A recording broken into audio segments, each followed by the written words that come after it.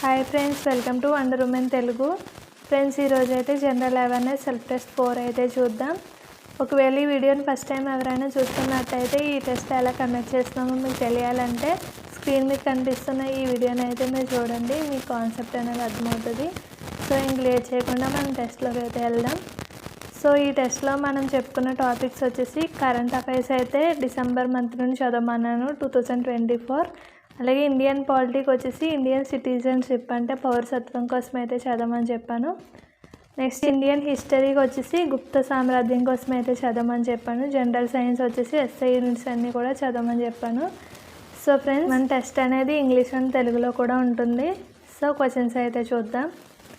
నేను only questions and options మాత్రమే read చేస్తాను. ఆన్సర్ ఏంటనేది మీరు గెస్ చేసి నోట్ చేసుకోండి. సో చివరిలో మీకు ఎంత స్కోర్ వచ్చింది అనేది కామెంట్ సెక్షన్లో కామెంట్ చేయండి. సో ఫస్ట్ క్వశ్చన్ చూద్దాం.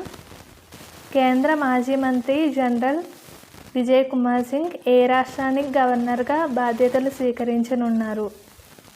ఏ Mizoram, B Manipur, C Kerala, D Sikkim. Next question.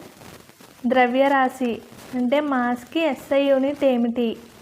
ఏ kilogram, B joule, C kelvin, D candela. Next question. ఈ క్రింది వారిలో గుప్త వంశ ప్రారంభకుడు ఎవరు? ఏ సముద్రగుప్తుడు, బి విష్ణుగుప్తుడు, C Chandragupta one, D Srigupta.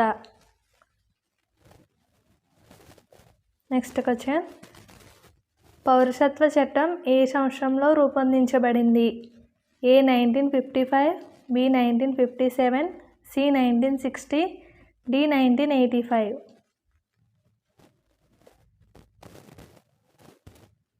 Next question. 2024 జనవరి నుండి సెప్టెంబర్ వరకు అత్యధికంగా పర్యాటకులు సందర్శించిన నగరంగా ఏది రికార్డులకు ఎక్కింది?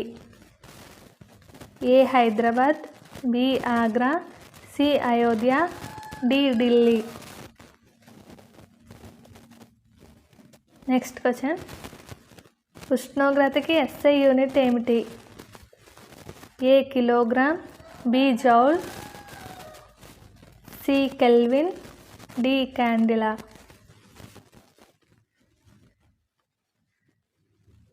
Next question. సముద్రగుప్తుడు వేయించిన శాసనాలు ఏవి? ఏ ప్రశస్తి దాన శాసనాలు, బి ప్రశస్తి రాణి శాసనాలు, సి దాన రాణి శాసనాలు, డి బైరాత్ దాన శాసనాలు. Next question. ఆర్టికల్ 9 క్రింది దేని గురించి తెలుపుతుంది? ఏ పౌరసత్వం మీద పార్లమెంటుకు ఉండే అధికారాలు, బి భారత సంతతికి చెందిన విదేశాల్లో నివసిస్తున్న వ్యక్తుల గురించి, సి ఎవరైనా స్వచ్ఛందంగా విదేశీ పౌరసత్వాన్ని పొందితే సహజంగానే భారతదేశ పౌరసత్వం కోల్పోతారు, డి పైవన్నీ. Next question. భారత వ్యవసాయ పరిశోధన సంస్థ అంటే ఇండియన్ అగ్రికల్చరల్ రీసెర్చ్ ఇన్స్టిట్యూట్ న్యూఢిల్లీలో ఉంది ఇదైతే. సో దీనికి వచ్చేసి డైరెక్టర్గా ఎవరు నియమితులయ్యారు? A Vinod Kumar, B Cherukupalli Srinivasarao, C Vijay Kumar Singh, D Gummadi Narasimharao. D Gummadi Venkateswararao.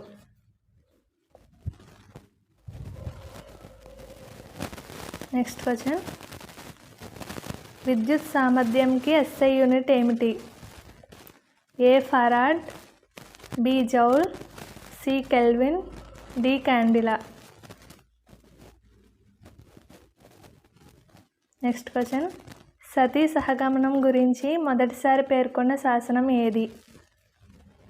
ఏ మెహ్రౌలి శాసనం, బి ఎరాస్ శాసనం, సి గయరాగి శాసనం, డి బైరాత్ శాసనం. 1955 చట్టం ప్రకారం భారత పౌరసత్వాన్ని పొందడానికి ఈ క్రింది పద్ధతుల్లో లేనిది గుర్తించండి. ఏ పుట్టుక ద్వారా పౌరసత్వం, బి వారసత్వం ద్వారా పౌరసత్వం, సి భూభాగ విలీనం ద్వారా పౌరసత్వం, డి జమ్మూ కాశ్మీర్ ప్రత్యేక చట్టం ద్వారా పౌరసత్వం.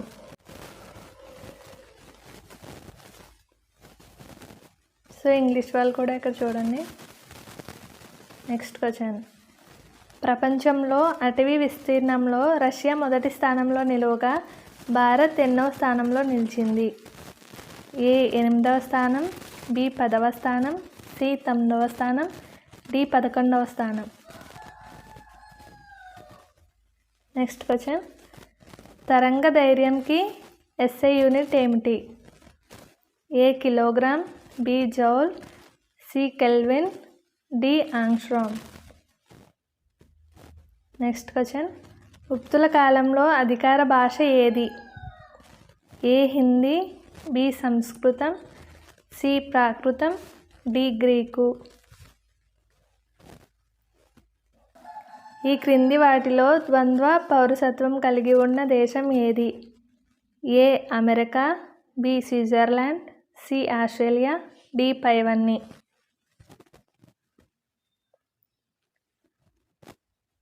Next question.